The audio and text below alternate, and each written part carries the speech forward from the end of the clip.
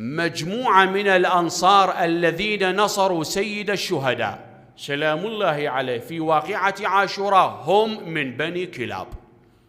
مجموعة من الأنصار اللي نصروا الحسين في واقعة عاشوراء من بني كلاب، منهم عبد الله ابن عمير الكلبي، منهم وهب ابن حباب الكلبي، ومنهم سالم ابن عمر الكلبي. الشخصيات الثلاث رضوان الله عليهم من عشيرة بني كلاب. وبالمناسبة أخواني، انتماء الشخصيات الثلاث أنصار الحسين لعشيرة بني كلاب من جهة الأب مو من جهة الأم، مثل العباس وإخوة العباس سلام الله عليه.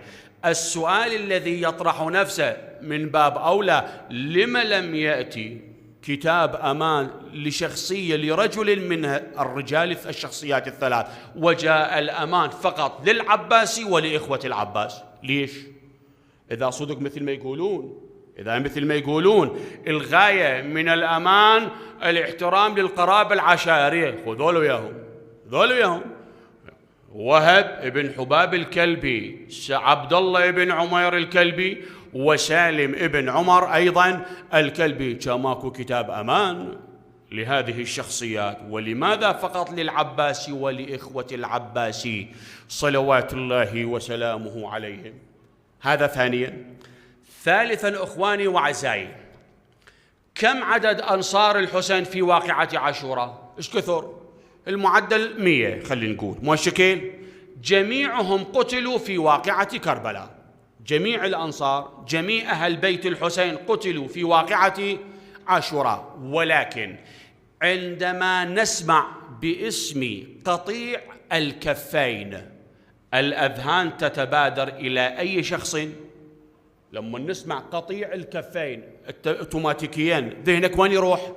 يم العباس سلام الله عليه. أرجو الانتباه أخواني، في العهود السابقة الحروب السابقة من النوادر والنادر كالمعدوم أن المقاتل في حرب واحد يفقد كفيه في يوم واحد، من النوادر أخواني.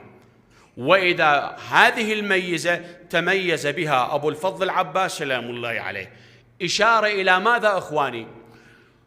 هناك في نظري القاصر هناك تخطيط مسبق أخواني. جميع الشهداء الذين قتلوا ضمن المواجهة الطبيعية وجها لوجه، إلا العباس سلام الله عليه قتل غدرا، إلا العباس قتل غدرا. هناك تخطيط، وصلوا إلى هذه القناعة ما لندبرها ويا العباس وجها بوجه أمر مستحيل. ولذلك أولا خبيث من وراء نخلة، كمين من وراء نخلة ضرب يمين العباس فبراها. خبيث آخر من وراء نخلة ثانية ضرب شمال العباس فقطعها.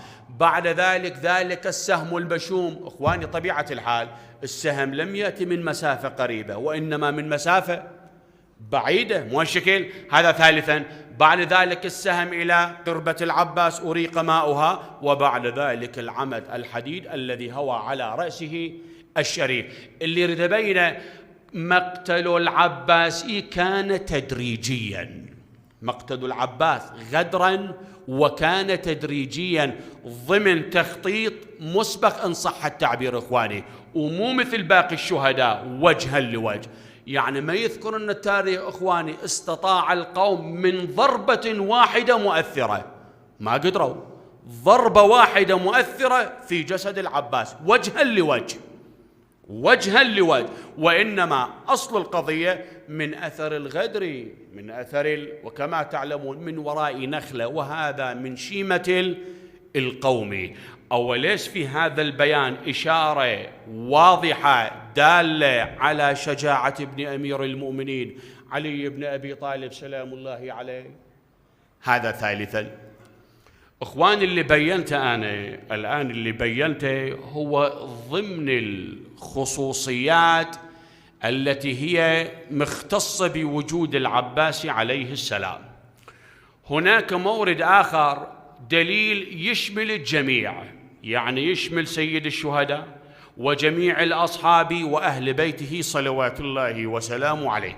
كيف وبأي معنى؟ هذا دليل واضح على تلك المرتبة من الشجاعة التي بلغها سيد الشهداء ومع رجاله تحديدا في واقعة عاشوراء. إخواني، من شأن القائد العسكري في مواجهة الطرف المقابل أن يجهز جيشا ينسجم مع الجيش المقابل من حيث العدة والعدد. يعني قائد الجيش إذا ذكي، إذا يفتهم وعنده معلومات عسكرية، لما يريد يجهز الجيش يكون يجهز فرد جيش اللي من حيث العدة والعدد أكو نوع من الانسجام إن صح التعبير والاتفاق بين جيش طرف المقابل. ولكن إذا كان الاختلاف من حيث العدة والعدد اختلاف كبير وشاسع، يكون القائد في خانة التهمة، يكون متهم. لو ما يفتهم يعني مو خبير، يو على كل حال لسبب من الأسباب. الآن أسأل هذا السؤال: عدد أنصار الحسين سلام الله عليه المعدل بينا 100 فارس. الآن واحد يدخل من باب الحسينية يقول لكم عمي ترى ذاك الصوب الشارع جماعة يردون يهجمون على هذا المكان المبارك وعددهم همات 100، احنا ايش كثر نبعث لهم؟ كم من العدد نبعث إليهم حتى على قولة اللي يقول نطحنهم طحن؟ ايش كثر ندزلهم؟ مو 100؟ قول عمي 1000. من عدم 1000 هاي 2000. كافي لو مو كافي؟ كافي. عدد أنصار الحسين 100، مو 100؟ زين. عبيد الله ابن زياد جهز كم من العدد؟ جيش الجرار كم؟ أقل الروايات 30,000. أقل الروايات 30,000. يعني كسرها أنت، كل مقاتل حسيني قدامه 300 مقاتل أموي. كل مقاتل حسيني قدامه 300 مقاتل أموي. إما عبيد الله وجماعته ما يفتهمون، يعني مو شغلتهم، هذا مستحيل. وإما لأمر وغاية، خبيث، مجرم، ولكن عنده التجربة والخبرة الكافية، مو شكل.